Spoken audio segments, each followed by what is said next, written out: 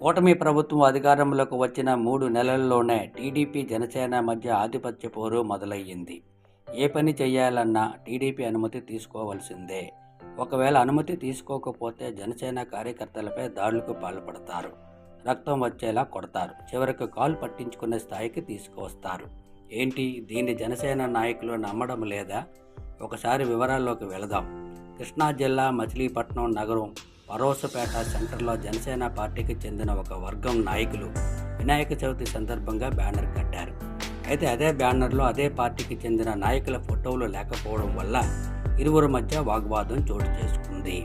ఈ క్రమంలో బ్యానర్ చిరిగిపోవడం జరిగింది. బ్యానర్ కట్టిన వాళ్ళు ఇంటికి టీడీపీ నేతలు వెళ్లి వారిని రక్తం వచ్చేలా చితకబాదారు.